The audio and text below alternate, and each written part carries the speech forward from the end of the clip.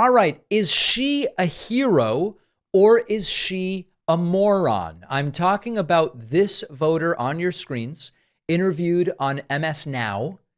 And we have this every single election cycle. And we have the same debate. And I don't know that we've come to a conclusion on it. A Trump voter comes forward and goes, listen, I voted for Trump once. I voted for Trump twice. I voted for Trump 3 times. And I now regret my vote. And there's different reactions to it. I know that some of you in my audience, when we see people like this, you celebrate it and you go, the tide is turning. We're getting a lot of these people back. They're abandoning Trump. Others hear voters like this, who we'll hear from in a second, and say it's too little too late. Now, I think the truth is a little bit more complicated. Let's take a look at the video first. President Trump campaigned on no more foreign wars. You've obviously supported him. 3 times. 3 times. Very disappointed. My entire family is very disappointed. I don't feel like it is our war to fight, but here we are. And I did not think when the war started that it was going to be a 12-day, a 2-week, a 2-month. I'm like, here we go.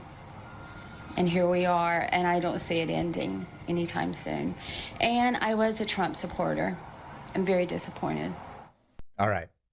Now, I'm glad she's saying it. Seriously, like I'm glad she's saying it. If someone changes their mind and admits they were wrong and is willing to say it publicly on national TV, that's a good thing.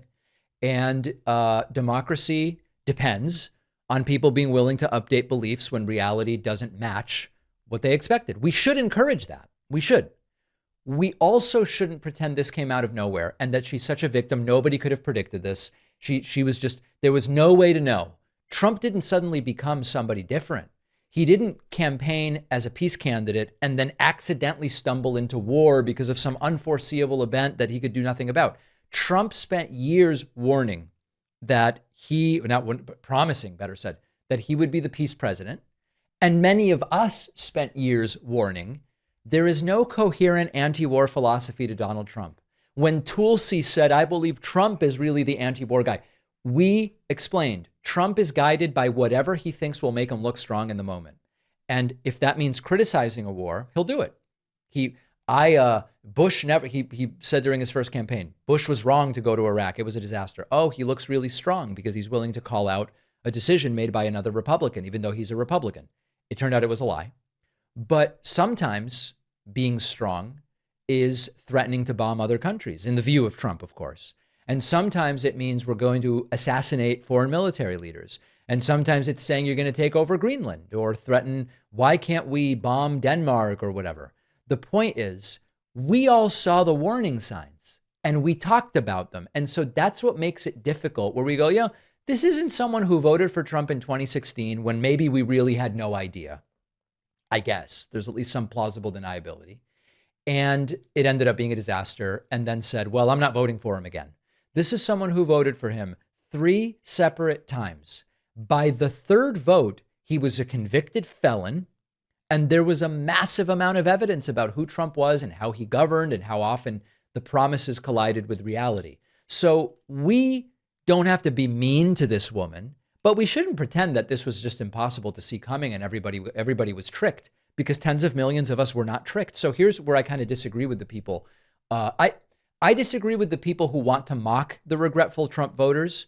And I disagree with the people who say that there should be no accounting for the fact that they fell for something very obvious. What are the alternatives? Okay. If someone says I was wrong and we reply, get lost, why would anyone admit that they were wrong? We don't want to do that. You're kind of rewarding tribalism because you're teaching people, once you pick a side, never leave it because you will be rejected by everybody else. That creates political cults. We don't want that. So I think the balance is people should be held accountable for the choices they made. Voting has consequences. Millions of people were warning. I was one of them about exactly these kinds of outcomes. And we were told, oh, it's bluster. You guys are hysterical. Trump's never going to do any of this crap. It's okay to acknowledge that. And if someone genuinely changes their mind, they're not our enemy. The goal isn't we punish people forever. The goal is let's build a coalition of people who favor democracy and who say we need competent government and we need people in government who are attached to reality. If she got there late, I'd still rather she get there than never arrive at all. But we don't erase history and we don't pretend that the warning signs weren't obvious. And we don't stop asking hard questions about why the hell did it take her 3 elections? That's a very reasonable question.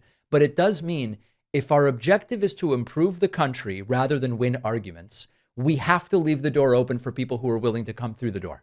And if you change your mind after overwhelming evidence, we don't go, what a hero. No, all the evidence is pointing this way. But we also don't want to refuse people the ability to change their minds and say, all right, you're acknowledging your mistake. That should be acknowledged and it should be supported. So that's my view on this. And I know that it doesn't make for good clicks to be sort of on the one hand, on the other hand. Either this is a hero voter abandons Trump. Well, abandons Trump after 11 years. And it shouldn't be, look at this horrible person who deserves to be relegated to, a penal colony or whatever. No, it's like, listen, this was predictable. You were bamboozled. You should have been smarter about it, but I still am glad that you figured it out eventually. It's not a very good clickbait headline, but it is really what I believe the reality to be. Thanks for watching. Check out this other video. And if you like our content, make sure to subscribe so YouTube puts our videos in your feed, and subscribe to the podcast on Spotify and Apple.